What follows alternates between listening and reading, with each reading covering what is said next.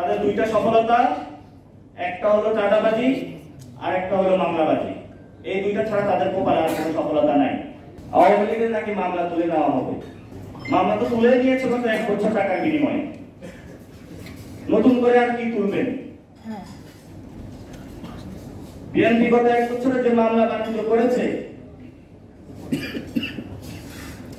সেগুলো স্বীকৃতি মির্জা ফখরুল দিলেন, তাদেরকে জায়েজ করে নিলেন।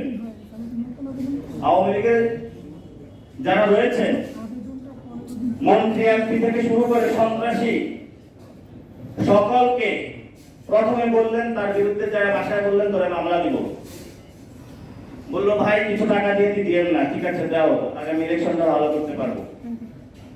তারপর আবার তারা মামলা দিল, মামলা দেওয়ার পরে ইজাহারভুক্ত হবে বললো আরো কিছু টাকা দেন, ইলেকশন ফান্ডটা আর একটু বাড়াইল। তারপর তারা আবার থানায় দিল, থানায় দেওয়ার পরে এখানে 2 ভাগ হলো। বিএনপি মন্ত্রী যে আইনজীবী সে আবার নতুন ভাগ বসাইল, আরে ভাই আমি আইনজীবী হলে আমিও তো ইলেকশন করবো, আমার ফান্ড করবো। আওয়ামী লীগ তাকে আবার টাকা দিল। পুরো 1 বছর তারা চাঁদাবাজি এবং মামলা বাণিজ্য এই দুটা ছাড়া গত 1 বছরে বিএনপির ইতিহাসে কোনো আর কোনো লেখা নাই। বিএনপি যদি 1 বছরে সফলতা বলেন, তাদের দুইটা সফলতা, একটা হলো চাঁদাবাজি আর একটা হলো মামলাবাজি। এই দুইটা ছাড়া তাদের কপালে আর কোনো সফলতা নাই। এই দুইটা নিয়ে তারা জনগণের সামনে যায় ভোট চাবে, ভোট নয় মানুষ তাদেরকে জুতা দিবে।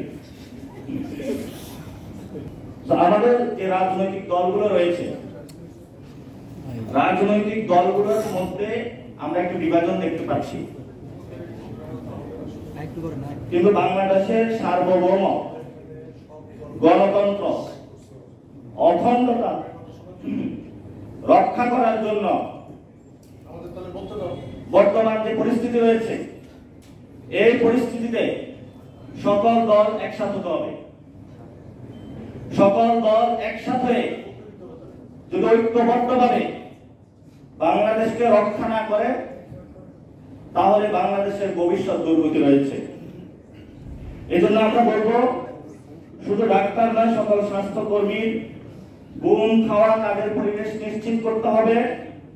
নীতি নির্ধারক পর্যায়ে কোনো দলীয় গুন্ডা নয়, যারা বিশেষজ্ঞ জনস্বাস্থ্য স্বাস্থ্য অর্থনীতি রয়েছেন তাদেরকে নিয়োগ দিতে হবে এবং তাদের ডিসিশন মেকিং প্রসেস অন্তর্ভুক্ত করতে হবে। স্বাস্থ্য ক্ষেত্রে দুর্নীতি বন্ধ করতে হবে, সুনির্দিষ্ট বেতন কাঠামো নিয়ে আসতে হবে।